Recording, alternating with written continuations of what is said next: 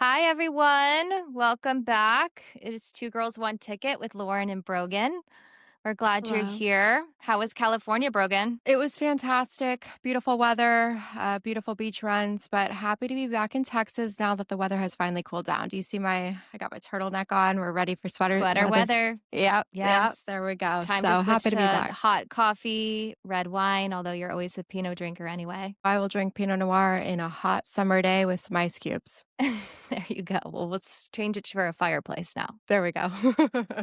Well, excited to be back. I feel like we had a close back to back since we were a little late last week, and we have a lot to cover. We will be talking about LA Dodgers, World Series champions, Incredible series. incredible series, amazing finish, great week in the NFL, upsets, and New York City Marathon, Breeders' Cup, another big win for Japan there. College basketball has finally started, and some hot takes. Oh, yeah. That's a great lineup right there. Yes, keep them coming. Okay, we'll start with our hot takes. Aiming of men's sports versus women's sports. And I heard one of the better interviews I have heard from Michelle Wie West, who had very valid points and perspective on women's sports. Obviously, she's a former professional golfer, now transitioning to investor, owner, voice for women's sports, has the credibility in a sport, golf, has a great business lens. She's been through it. She's competed. She's had numerous sponsorship deals.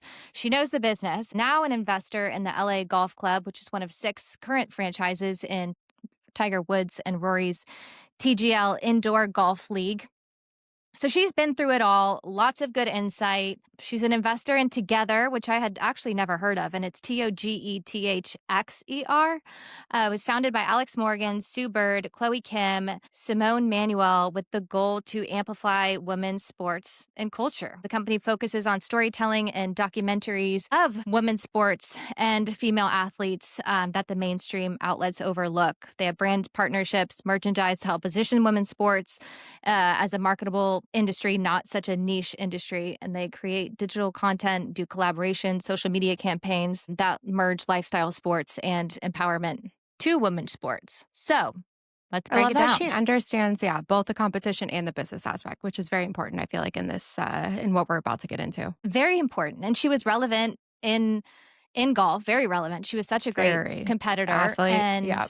always carried herself so well educated. And now to hear her on the other side was super interesting. Very So credible her, source. yes, very credible. We like that. Not so far removed. Sometimes you hear people talk that are so far removed that it's like, is Hard to this listen. Yeah, it's hard. exactly? You just want to hear yourself talk. So, Yeah, kind of like we are doing. No, no, I'm yeah, just kidding. So I think we're great, Michelle, but we're great. Michelle Wie West interview with Front Office Sports. She said that she thinks a lot of times women's sports are seen as a charity, and that when the message is we need to show up for women's sports, we need to support women's sports, it feels like it's a charity and you're doing a favor rather than really promoting women's sports.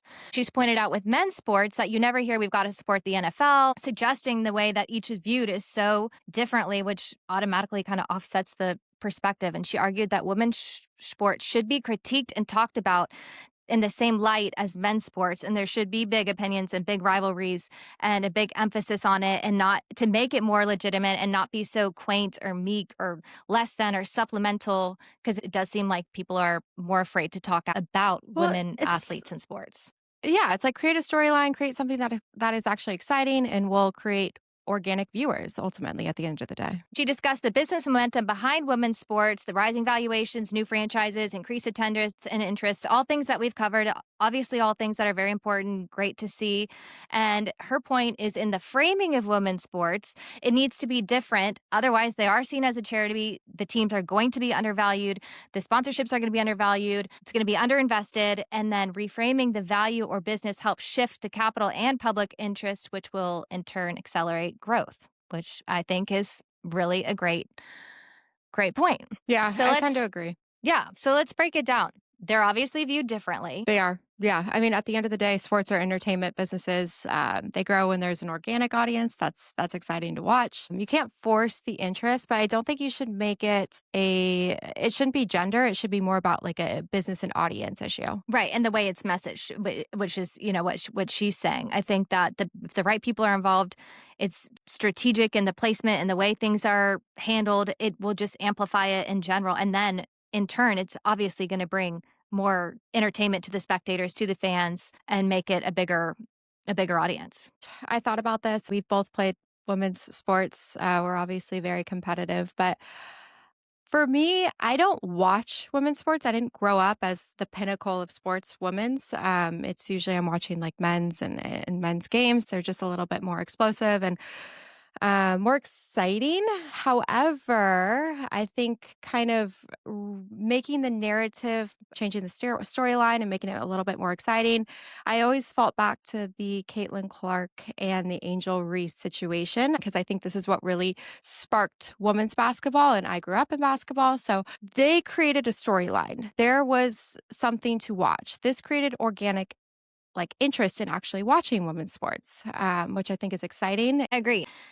To your point, I didn't really watch women's basketball until Angel Reese and Caitlin Clark. And then I ended up watching it all the way through the NCAA finals. I Yeah. thought it was so fun. And then, in addition to that, my cousin Emily actually played she's beautiful, giant, 6'4", played at UNC, and then she ended up transferring to University of Florida. She had a tournament at Baylor when Kim Mulkey was coaching. And so it's like, okay, Oh, let's go so watch. fun. So fun. So I'd never watched NCAA women's basketball before. I was like, it's fun. Baylor's a big basketball school. I was enamored with Kim Mulkey. I was fixated on her. She was so into it. Her heels Obviously, she stomping on looks the like a doll. ground. Yeah, stomping Yeah. around, throwing up her arms, screaming, yelling. I was more invested in her and her coaching style and how into it that she was than, watching the game. But that's to go with what you're saying. I mean, that alone, if you can find something like that in somebody that's so passionate in a storyline, and she does have a storyline. She's an incredibly successful coach. She was very successful at Baylor. Now she's at LSU. Yeah, I just feel like there needs to be the right people that are being shown and really uh, out there. Then more and more people will just get involved and rivalries, and Yeah. that people are not afraid to speak up about it. You can say bad things, you can critique women athletes, and it's no problem. It's no different than having your favorite men's athlete or football player or whatever. You can talk a little trash. Adding like passion and emotion to the game creates the excitement. And that's what men's have right now. There's not a huge audience for women's sports, especially, probably younger girls who aspire to be professional athletes. Those are people watching. Men typically are not watching women because there's not the excitement in the storyline. And that's how we need to change it is recreating kind of the narrative behind it. Also with sponsorships and things off the courts and brands getting tied in and pouring money into women athletes, I think that also helps shine a light on athletes that maybe you wouldn't see, and then you do want to watch them. And I think that that's where the men's audience will continue to grow once an interest is spiked, even if it begins off the court. Kind of like Olivia Dunn. She had I don't know how many people knew her as an actual gymnast at LSU. Obviously LSU. signed one of the biggest NIL deals, and then you saw her everywhere, and she's beautiful, whatever. But how many guys were actually paying attention to women's gymnastics until her face popped up? It is a big business, and it will continue to grow. I remember watching all these TikToks on Olivia Dunn and all these boys were waiting outside of her meets. And it was like, wait, whoever even knew about this sport prior to that? If the right light is shined and the right, characters and athletes are, highlighted, coaches, owners, and the stories are, more prominent, it'll grab attention. But I just really liked Michelle Wie's perspective on it. Yeah. And No, to that, 100%. Battle of the Sexes, speaking of in sports, we're going to take this to a tennis court, but the original Battle of the Sexes was in 1973, Billie Jean King versus Bobby Riggs. There were no handicaps. She played him straight up and beat him, proving that women's tennis at the time had evolved far beyond what critics claimed. Okay, well, now it's 2025. We're still having the same conversation on the topic this week. A big one is that world number one, Sabalenka, and Nick Kyrgios, who was ranked as high as 13, and now he's dramatically fallen in rankings. He's down in the 600s, but very talented. Both big personalities are set to play a match in Dubai in December, and they're labeling it Battle of the Sexes. Okay, but to level the playing field, they're going to be serving adjustments. Maybe he'll only get one served. Maybe the court side's going to be adjusted to only hit to smaller areas of the court. If the entire point of this is to prove that women are equal and compete with men, why are you handicapping the entire message? Play straight up. I get the competitive balance to make it fun for viewers, make it a fun competition, but to me, it's completely opposite of what the message is trying to be. I love Sabalenka. I think she's incredibly talented. She's incredibly strong. You know, her face is everywhere, marketing, positioning, branding off the court. She doesn't need to be handicapped to get out there and show that. She's trash talking. He's trash talking. They obviously have good relationship off the court and both respect each other. So it will be good banter. It'll be fun.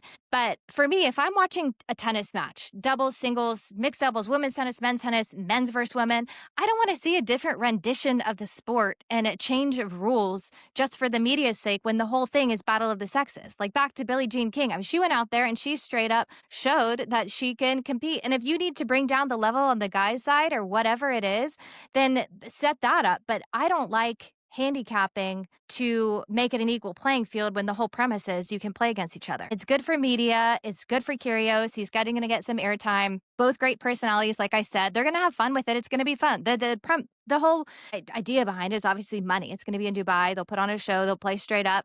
I hope she beats him. If she does beat him, it's going to be easy to say, oh, well, it's handicap. Like, I just would take all of that off the table and have them play straight up, make it equal, and just have fun, win or lose. It's just fun competition and just show that you can straight up play. Yeah. I mean, don't take pity for the woman at the end of the day. If it's a battle of the sexes, make it equal. Yeah, exactly. We'll see about that. Okay, shifting. Congrats to the Los Angeles Dodgers. What a series. What a game 7. Hell of a series. Unbelievable. Back-to-back first repeat World Series winners in 25 seasons. Good for them. Good for LA.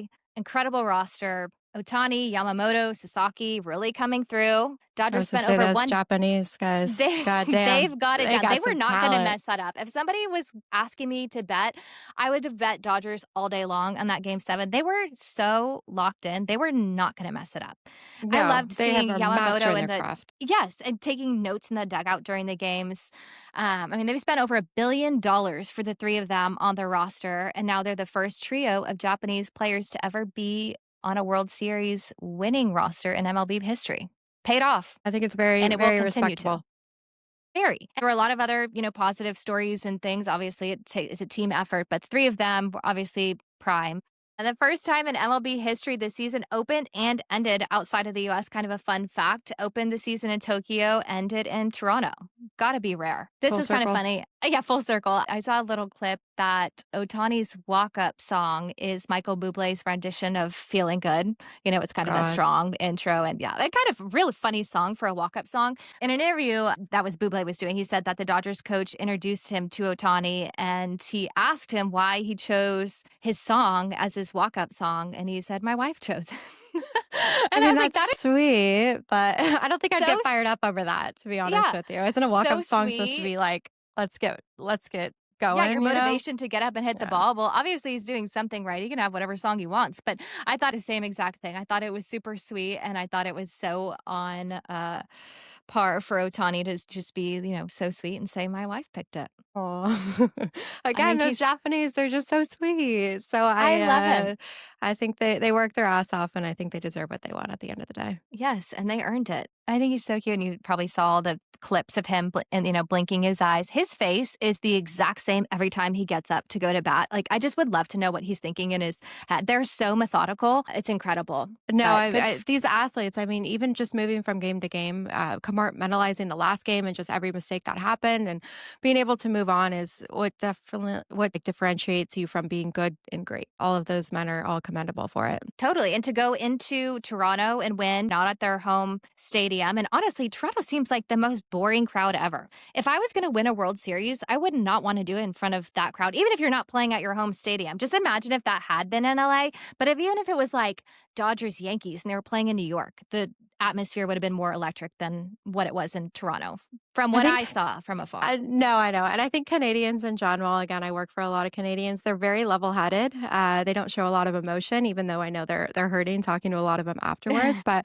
so, yes, there was probably not a lot of emotion coming out of them, but I can tell you they thought about it afterwards, and it really A little sting. they're taking it to heart, yes. Yeah. And then they returned obviously to LA. It looked like a great parade. Ice Cube delivered the trophy to Dodger Stadium in his old blue, convertible classic. Then ending of Clayton Kershaw's career, 3 times World Series champion. Great way to go out for your career. The Dodgers have won 2 in a row, and they're looking to win 3 next year. That would be probably the first time ever. I think the Japanese really add a lot of value to this, and I think their $1 billion contract was well spent. I don't think anyone's batting their eyes at that. Very well spent. Unbelievable. The viewers for the World Series topped NBA's finals by millions. 25.9 million viewers for the World Series Game 7, 16.4 million for Game 7 of the NBA Finals. That's They need staggering. Michelle to come rewrite their narrative because they're Yeah, tanking. exactly. They're She tanking. needs to come work on that too. I mean, that is a massive difference. Obviously, there were also so many international viewers, given Canada and Japan and their stake of wanting to see it, but added to those numbers. And one of those viewers adding was Meghan Markle, who completely staged her clip celebrating the Dodgers win in their home. Harry looked less than amused. She is Did you see so that? embarrassing. It was painful to watch. They were in like their movie theater or something, and yeah, she was jumping around. Who I don't even know who she was with, but I It looks couldn't like have Harry more and one other person. secondhand And the fact embarrassment. that exactly, it's not like she was in a crowded sports bar and somebody, like, caught a glimpse of her naturally, organically Nope. celebrating. She was literally a party of 3, her, Harry, and maybe one Party of other, 3. at their home, and they, like, whip out their camera, and then it gets posted to show that she's a fan. I mean, you cannot get any worse than her, and I know she was getting absolutely roasted for it, but, I mean, Did you poor see that him. article of her that came out this week or something on Daily Mail? Again, I get my news from Daily Mail, so it's Your always one and correct, only but source. it's Gossip always Girl. always correct. But yeah, and I didn't go again. I don't clickbait any of her material because I don't want to feed into any more fame that she's trying to draw up. But the headline was Meghan Markle claims she wants to be a billionaire, and I was like, oh God, I can only imagine what that has to say. But again, I think she's just trying to be relevant and creating this. Oh, okay, World Series is like the top clickbait right now. Like I'm gonna make sure I'm involved in that one, showing up to the Dodgers games with her little Dodgers hat and all that. It's exhausting. Come on, girlfriend. Like It's you exhausting. gotta get out. Nobody likes you. And she had an opportunity to just be in the light that she had and the stage that she was on, and she She could was have run blessed with enough it to even get beyond because blessed. yeah, Exactly. And again, there are Harry's positive such a things about dumbass. her. Yeah. There are positive things about her, but she just cannot get it together. The last thing we can note about her, but I saw that, don't know the criteria, the voting, the source, but that she was named the most annoying celebrity of 2025. Congrats, Wow. Megan. You I would did have clicked it. on that one. I would have clicked on that one. I know. I'll have to go back and find it. Yeah, I would love. Back to the Breeders' Cup, another big day for the Japanese. A Japanese win by horse Forever Young. First Japanese born and trained horse to win the Breeders' Cup. Pretty amazing. The jockey, the owner, and the trainer are all Japanese. So another Yeah. big win in Cali for the Japanese. I love it. No, I definitely lost my bet from my prediction last week. I just had a friend that came back from Japan and she's like, "Have you tried their pizza and like fried chicken from there?" And I was like, "Well, no, I've never been, but I would assume they specialize in sushi." And she said, "No, they just master every craft that they put their minds to." So, horse racing, baseball, they're killing it on all ends. So, good for them. All of it. And in their mountains and their snow. I mean, it's supposed to be some of the best Yeah. skiing of anywhere in the world. Have to try to make it over there. And speaking of snow, Jannick Sinner is now back to #1 in the world, and he's also Gucci's new ski guy. He was named Gucci brand ambassador in 2022, and then October of this year, he became the face of Gucci's Altitude collection, which is the brand's first winter sports collection. He's a top athlete. Now he's a style icon, young, reaches different demographic. For Sinner, it elevates his off-court brand. For Gucci, it brings in new a new demographic. I was And gonna I say thought it was a skiing great wasn't ad. there. Yeah, no, see, I mean, he looked good and everything. I'm gonna have to switch up my Cordova to Gucci, which I didn't know even, yeah, was a ski thing. Are you a big skier? Do you like skiing? Love skiing. I'm a gentle skier. I don't like to feel like I'm going to get Skier. hurt. Like Yeah. greens and blues, nice weather. I don't like to go out there with bad visibility or feel like I'm going to Nope. get hurt, but I love it. But I'm also just fine with a little opera or sitting by the fire with a glass of That's wine, me. and Yep. everyone can ski and I will be right there waiting when everyone's back. Yeah, after multiple knee surgeries, I'd prefer opera. Yes. I also saw Hermes had these skis they came out like $30,000 skis, and it was like, would you pay Mhm. $30,000 for a pair of Hermes skis? And I mean, We were there's all tossing that around in our group chat. I think it was, I what did said it we with go? Casey too. Yeah. Yeah, yeah, Casey had sent it to us, I think, and he was like, "Oh, yeah, who's gonna buy these?" And I'm like, I'm not a good enough skier. I'd look like a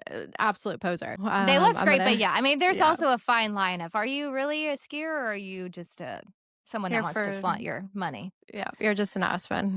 You're just an Aspen. Taylor Swift reportedly upped her security by $2 million as she stays out of the spotlight at Travis's games. She spends approximately $8 million a year on security, has had multiple stalker threats, now 24/7 monitoring of her schedule. I think after the Charlie Kirk incident, that was when, she was at that Chiefs game and she had that black barrier, which I guess was a bulletproof wall or shield, and just wanted to have tighter control and monitoring at public venues like stadiums, which is kind of sad to think about that.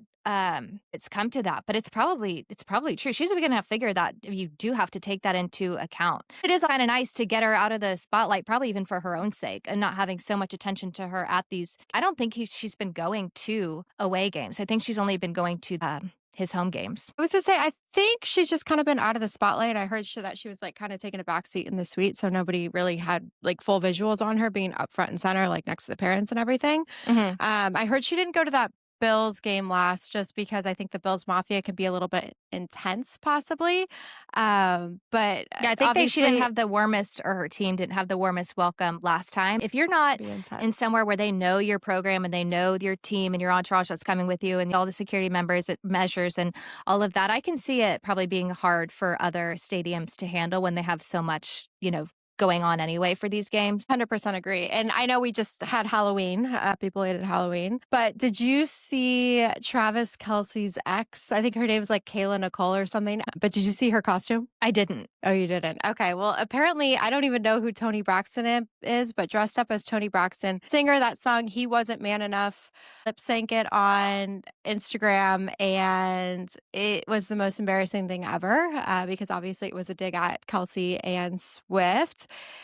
And I I mean, just at thought some it was point, really let it embarrassing. go. 4 years It's ago, they so broke up. embarrassing. It's just really embarrassing, and you have to hear Barstool talk about it because they really dig in onto it. It's like, come on, girl, you gotta Well, you and gotta that's move exactly on. what she's looking for. But yeah, time to move on. The New York Marathon set world records this weekend, 59,226 finishers. Unbelievable. It looks like That's a such an event. I've lot. never so many runners, and the pictures and the, drone photos are just amazing, and it seems like such a deal for the whole city, along the route, everyone cheering. And I saw Spike Lee sitting up on a ladder, of course, in his usual You know, attire, cheering. It seems like it would be so fun. I'm not a marathon runner, but it would be fun to experience. I saw one guy took 12 hours to finish, hey, but God good for God him. bless He him. did it. I Yeah. didn't. Yeah, hell yeah. I mean, that's more than probably the most of American can say that they've done before. But I think marathon running has become more relevant because all of these TikTokers are starting to run marathons and like filming themselves like mile 1,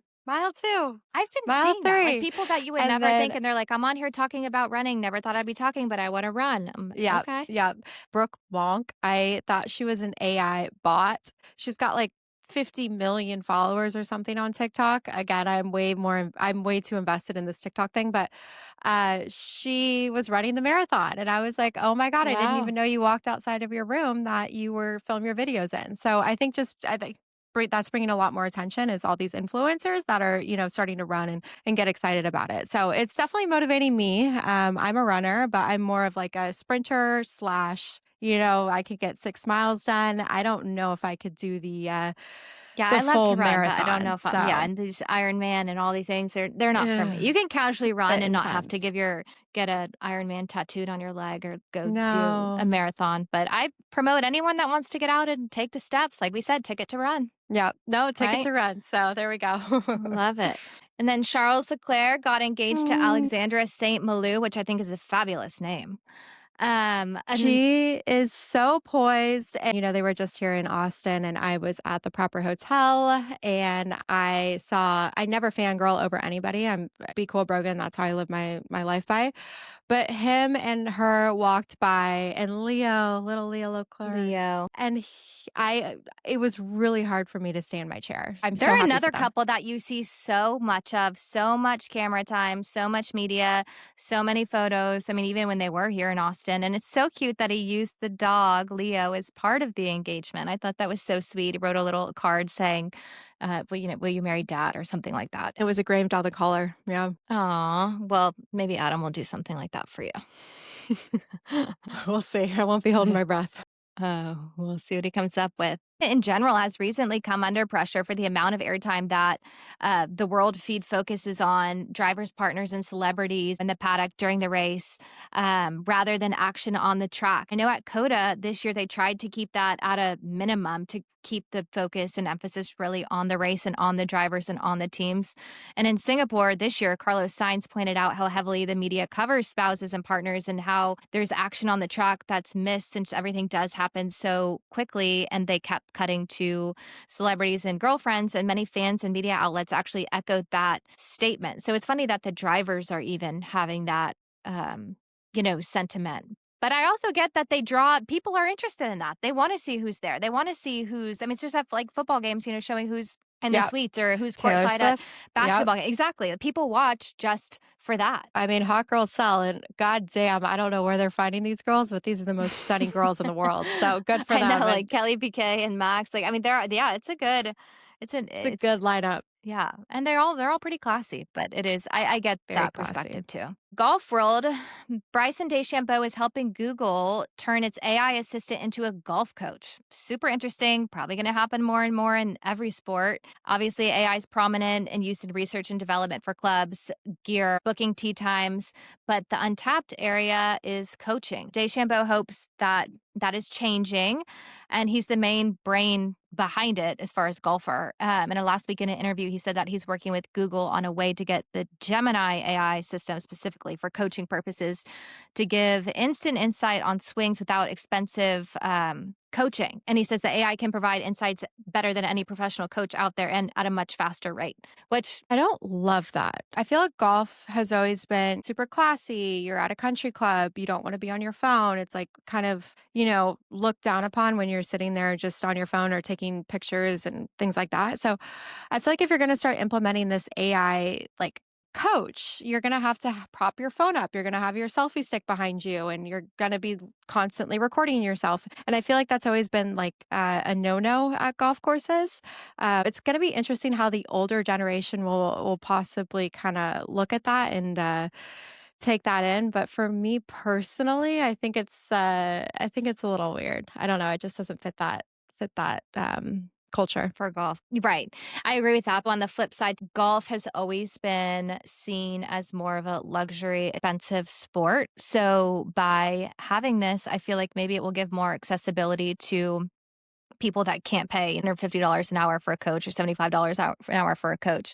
Watch a YouTube To video. just, yeah, there's that too. But I also think golf is such a technical sport and so many things technique wise that AI can generate things so much quicker and so much faster and so much more precise than a coach can that if that is your style of learning, I think that it'll be amazing to see because they have all those track machines and things now, but that's not really for, your technical. That's more of just like distance and all of that. So I don't know. It takes away the whole culture of golf, but if there's a will, there's a way. If you want to watch YouTube videos, slow them down. If you really want to get into the technicalities of it, and if there's anybody can learn how to play any sport, you just got to devote yourself to it. yes, and have some talent, natural talent. It's a big part Yeah, of all that's a yeah. huge part. You can't buy that. No. No, you cannot. The NBA, Dodgers co-owner Mark Walter bought a majority stake in the Lakers for $10 billion from Jerry Buss Family Trust Ownership Group, ending their controlling interest, which began in 1979. So Walter's not new to the Lakers. He became a minority owner in 2021, which got him in the door, which was obviously very smart to do. If he did what if he does what he does, if he does what he did with the Dodgers, I think they're in great hands. And I don't think the Buss family would sell to anybody. So I think this is actually a value add. Totally. And the price or implied valuation for the franchise around $10 billion would make this the largest sale ever of a professional sports team in the US. That is a lot of money, and that's not even for the full team. The Buss family will keep 15%, which allows the longtime team governance to continue, which Jeannie Buss oversees, and will continue to do so. I'm sure that was obviously not something that they were willing to budge on. Another way to buy a bigger stake and let her do what she's absolutely crushing in. Jeannie Buss has a really interesting story. It goes back to another woman in sports that's built herself around sports, and yes, had prime positioning, yes, had family involved, given her father and family, but she worked hard to maintain relevance, and she could have taken this and just been put in a position or stayed on the sidelines, but she really immersed herself, which I love. Obviously, She's her not father. a dumbass. No, I really like her. Her father, Jerry, obviously built a sports and real estate empire, and from a very young age, she would accompany him to meetings. She attended USC, fellow Trojan, Fight on. earned her business degree there, and while she was in school, at 19, she was appointed to be general manager of the Los Angeles Strings, which is the tennis team that her father owned while in school. Again, helped that he owned the team, but she didn't have to get involved. Strings folded, then she acquired an ice hockey team, the Los Angeles Blades, and then that year was named executive of the year in that league. Again, you can't just be given that. It's not just for, her team. Then she joined the Lakers business operations in the 90s, 2000s, held multiple executive roles. 2020, she became the first female controlling owner to lead her team to an NBA championship. Impressive. And also something that you really didn't hear much of, or at least maybe I wasn't paying attention at the time. But You were I mean, paying that is a attention. great okay, well, great story. I've not always been a big Lakers person, but I respect the story and the brand and all of that, minus LeBron. I was gonna say, I hope we get LeBron out of there now that Exactly. But she's widely recognized as one of the most powerful women in sports business. I love that. She stayed relevant, she's a stayed respectable current, human, worked yeah. herself up. She's a respectable human. The Spurs, their best start in franchise history, 5-0. Then they lost to the Suns, and it sounds like it was just approved by Bexar County for them to get a new stadium. Their current lease is up, so they're going to build a stadium downtown, which will be amazing and much needed. They have a massive fan base, and now given how close Austin is, San Antonio, everything's built up in between. New Braunfels, Buda, Kyle. I mean, they get fans from all over, so that's a great thing for them and the organization. I talk to people all the time, and just moving to Austin, everybody's like, "Have you visited San Antonio?" And I was like, "No, do I need to?" And everybody's been saying like it's the best town in Texas, so that would be interesting. I'd have some motivation to get down there. It's actually great. I mean, historically, you only heard of the Riverwalk.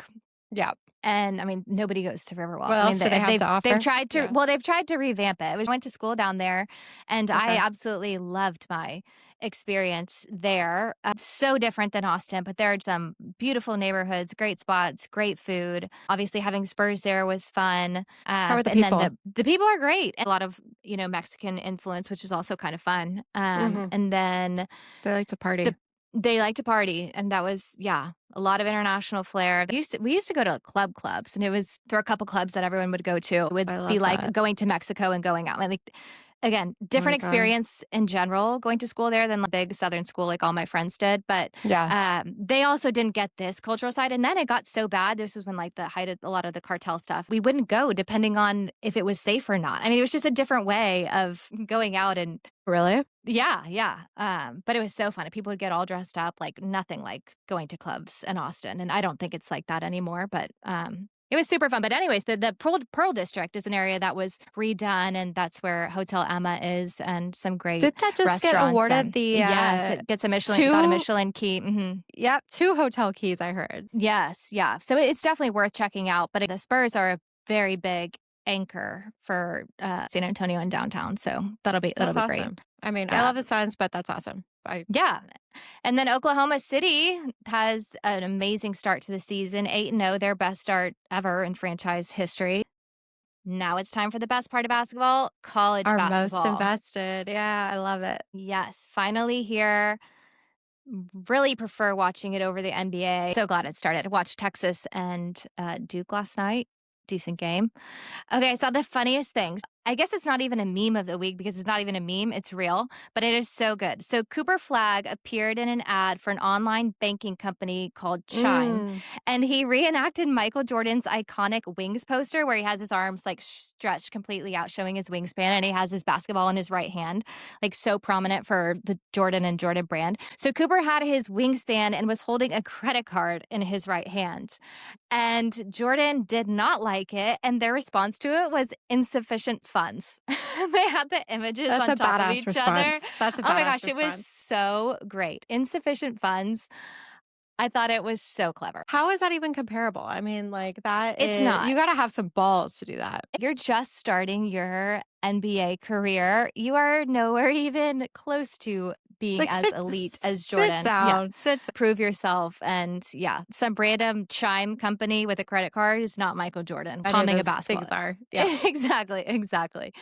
So in the AP rankings, Purdue's at the top, followed by Houston, doing well, and then followed by Florida and UConn. I'd love to see how many schools that don't have prominent football teams. Exactly. Like St. John's, San Diego State, or even, smaller football teams like, Creighton or UConn.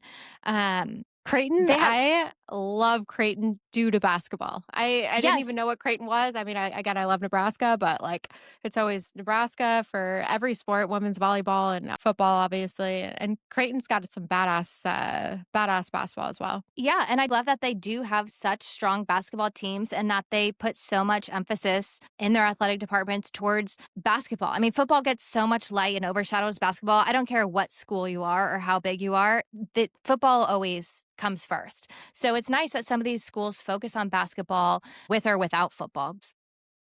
For UConn women's basketball, the sport that I need to watch more of. I used to watch it a lot when everybody I played like club with and everything grew up, and they all went to actually UConn. So that was fun to watch them at that era. So I need to circle back with them and see how they're doing now. Yeah, and their men's team always so strong. They won last year. Same So thing looking Connecticut forward has. to college football. So as we talked about last week, we were questioning how this LSU athletic director still had his job. Well, he doesn't. Right after we said that, he project got the fired the future. next day. Exactly, because it made absolutely no sense. You cannot have two of the biggest buyouts in history under your monitoring.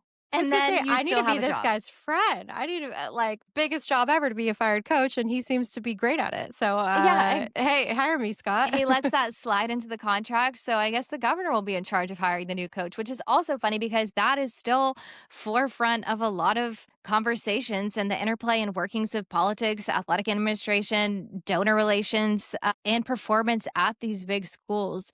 I think it's going to be a lot of increased scrutiny of how that all works together and what comes into play because obviously the governor did have input and will and Yes. I mean, it's crazy. Everything's political. Everything is political. Shout out to Jeff Sakin, one of our favorite followers, big OU and Texas fan. Jeff, can you tell us about your OU kickers pants?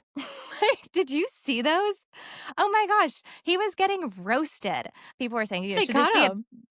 but I don't know what it was to be. I mean, I don't know how you rolled something him up that like a high. penalty for dressing like this in your Daisy Dukes. Like, I thought it was actually a joke at first, like a Photoshop or AI something. And I'm like, oh my gosh, No, this he is did that. real. I Yeah, didn't know he they could. did that. Yeah. He's got to So, perfect the kick. He's got the knee. He's got to get the knee going. So good for yeah, him. you got to have that Confidence is key. flexibility. Miami was upset by SMU at SMU. That was the first game for Miami outside of Florida this season, which is kind of crazy. I know SMU was very happy about that. I thought Miami was going to win, but that was a good game. Obviously, Texas, Vanderbilt. Ooh. Crazy. I thought it was going to be a much closer game, and it really wasn't close until the fourth quarter.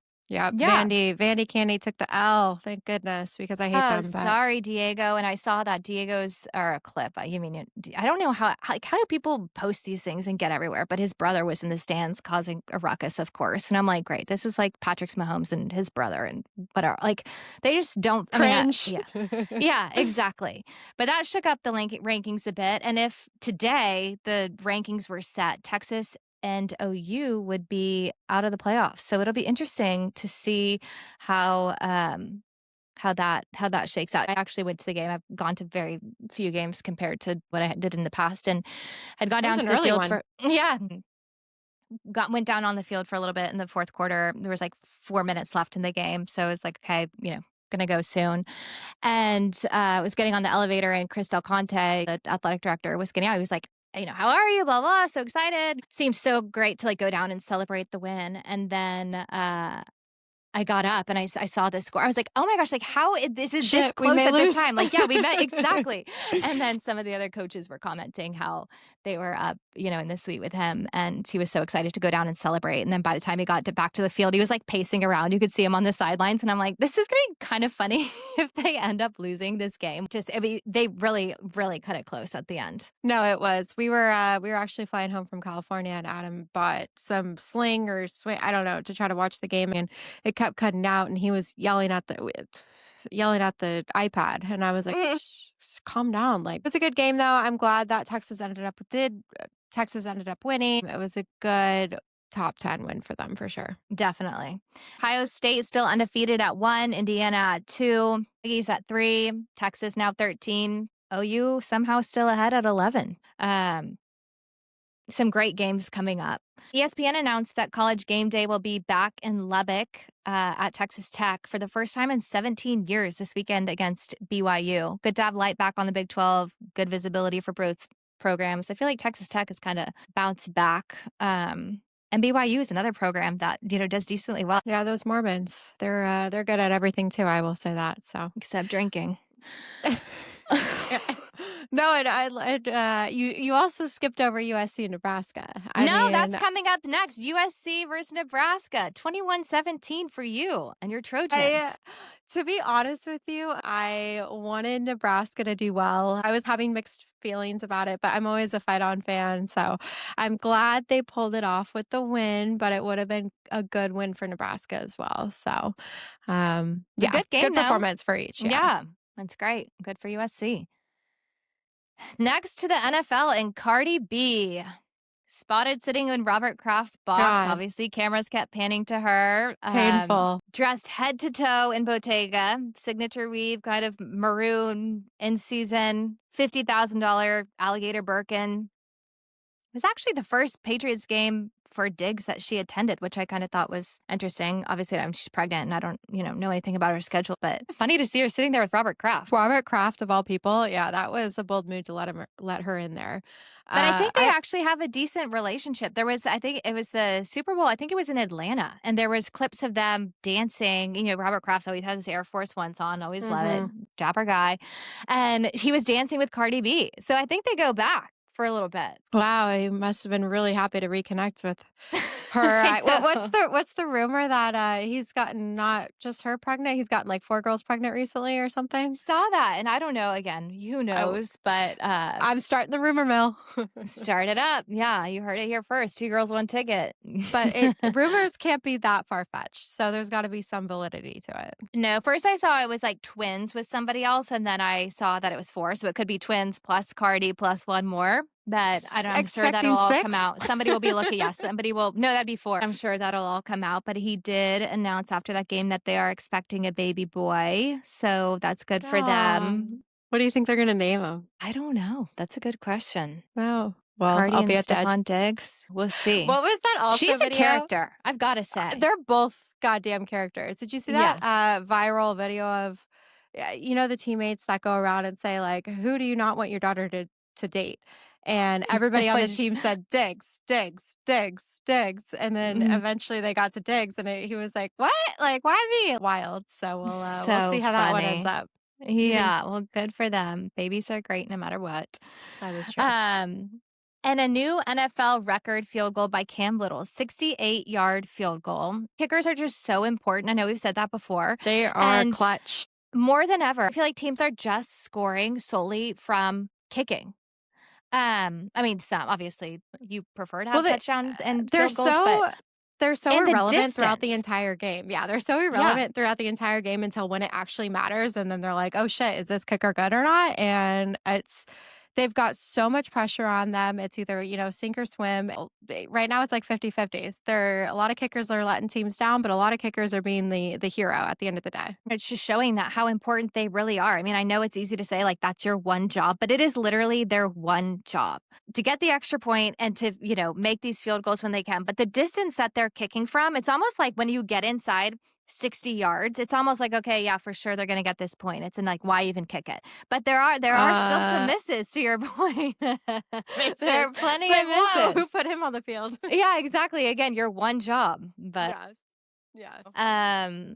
Sam Darnold, your boy, 4 touchdowns Oh. and had yet to throw an incompletion at half against the Commanders. Amazing performance by him. I mean, great performance, amazing performance. 17 for 17, 292 yards, 4 touchdown passes, all in the first half. That is basically the best QB performance of a half ever in the history of football. I'm going to Impressive. say it again. I'm not biased. I love him to death. I'm so proud of him. I mean, let's make him the next MVP. Let's do it. No, that's just, I mean, incredible, incredible. Hopefully he brings that to some games coming up. And he's so like, I just love him. His like after game interview was he's just so poised, polite, considerate to everybody. He's a team player. I love him. I love that. Bengals, first team to score 38 plus points in back-to-back games and lose since the 1966 Giants. I mean, those are the kind of records you don't want to be setting. No. I mean, heartbreak for those Bengal fans. Like, what in the world? Not at all. Yeah, that's tough. Yeah, and then another upset, Vikings beating the Lions at Detroit. I literally didn't even check the score, didn't even check in because I was so sure that the Lions were going to win. I mean, that shocked me. So then I started checking the score and like keeping up as the game went on, and I still couldn't believe it. That really surprised me. I have some neighbors that I absolutely adore, and the husband is a diehard Vikings fan, and the wife is randomly a massive Lions fan, and they have 2 Quite the sweet dynamic. little kids. I know, and they have the sweetest little kids. Husband always flies his Viking flags. The daughter, she's 4, and she wears her Vikings cheerleader outfit, I think, pretty much every day to school. She's so sweet. Aw. Anyway, so after the game was over, they flew a Vikings flag on my gate. And Palmer, their God. daughter, was sitting in front of the gate, like doing their like a scold cheer. It was so cute. They sent me a video, and then of course I went out and saw the flag. But so funny. But that was another unfortunate upset. The Panthers took down Green Bay 16-13, close game, another upset. And Steelers beat the Colts, another upset there, 27-20. I mean, it's everybody's game these days. Come on. Sure is. Yeah, didn't the Steelers turn over Daniel Jones? He'd been playing great, but he had a tough game. I know. He's been doing so good. I was so glad to see him kind of bounce back after, being let go by the Giants. But yeah, tough game. He'll be back. And then the Bills beat the Chiefs. Go Bills. I would actually love to see that. I don't know how people are not losing more faith in the Chiefs, but I don't know about that. But go Bills. Bills Mafia. It's intense. It is surely intense. And then an embarrassing Monday night game for the Cowboys. What are they doing? Stephen Smith was sitting with Jerry Jones briefly in his box, and the funniest time, like you couldn't have timed it better to show Stephen Smith. He looked less than amused. Cowboys fumbled and shows him leaving early and kind of just turns to Jerry and like shakes his hand and walks off. It was so funny. I have no idea what they're doing. And then I also saw a clip. Jerry was on the field with his wife before the game. And obviously there's a lot going on, whatever. And you got to love Jerry for what he is. But the national anthem starts and like his wife is like tapping him to put his hand on his heart. And everyone's It wasn't like, about Jerry, him. It wasn't are you about there? him at that Yeah, time. exactly. Yeah. No, we were focused on the Yeah, national he's like, anthem. He was Jerry, like, where no one's are watching you? me. Yeah. All right. So we've got another week coming up. Let's hear your weekly picks. Do you want to Raiders read versus them? Broncos. I'm going to go Broncos by a landslide. The Raiders are in shambles right now. Or Raiders. Falcons versus Colts. I'm going to go Colts. I'm hoping for a bounce back. We've got to see our girl on the sideline with her headset on. But she She's probably had creating- some notes after last week. Oh, she did. She's like, if you want to win, you got to be invested and you got to be down there and actually know what's going on. So good for her. Yeah, exactly. So Browns versus Jets. So it's a battle of nothing. They're two of the worst teams in the league. Also, the Jets, didn't they just trade away a couple of good players right now? I think they're really one of them to gearing the up for next Cowboys year in an unbelievable trade. Yeah. They're clearly giving up this year, and they're looking for first round picks next year. So I'm going to go Browns. Well, they got their first round pick. Saints versus Panthers. Okay. I'm going to go Panthers. The Saints don't know who their QB is, and Panthers have been playing decent, but Saints just traded away their second best receiver to the Seahawks, so go Sam. I'm excited for him. He'll be throwing to him. All right. Patriots versus Bucks. Bucks are coming off of a bye week, so it's tough. It's going to be a good game, but I'm going to go Bucks. Ravens Vikings. Lamar Jackson's back at it, so Ravens. Yes. I think he'll perform really well this weekend. Bills Dolphins. I mean, Bills by whatever they want. It's in their hands now. I mean, Mike McDaniel, how is he standing or still remaining? And they say he's going to stay as coach through the end of the season, but they are really shit in the bed. Yeah. Giants Bears. Should be a good game. Again, Scott's hurt, but I'm still gonna go Giants just for fun. I hope Scott's healing. But yes, go Giants. I saw Eli and Charlie, his son, showing up for the Giants game last weekend, and Charlie had his little dart jersey on. So cute. Aww. I wonder if he got to wear the chain. I'm sure he had probably to take lost that chain day after. Yeah, exactly. Yeah. Jaguars versus Texans. Yeah, exactly. Jaguars, Texans.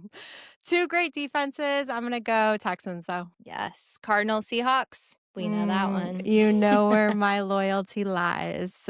Division rivalry, but obviously I'm going to take Seahawks. Yes. Lions, Commanders. I mean, the Seahawks absolutely destroyed the Commanders last week, so I'm going to go Lions. Lions need a win after the Vikings. They're going to come out angry.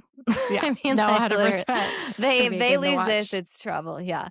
Rams versus 49ers. That's going to be a really good game. I think I'm going to go Rams, though. Like it. Steelers, Chargers. Again, another good game. I know their Chargers left tackle is out for the season, and that's a big loss for them. So I'm going to go Steelers here. I like the Steelers, too. Eagles, Packers. Again, there's a lot of good games right now, but I'm going to go Eagles for this one. I hope it's a close, good game, but fly, Eagles, fly. Yeah, no. Fly, Eagles, fly. Yes.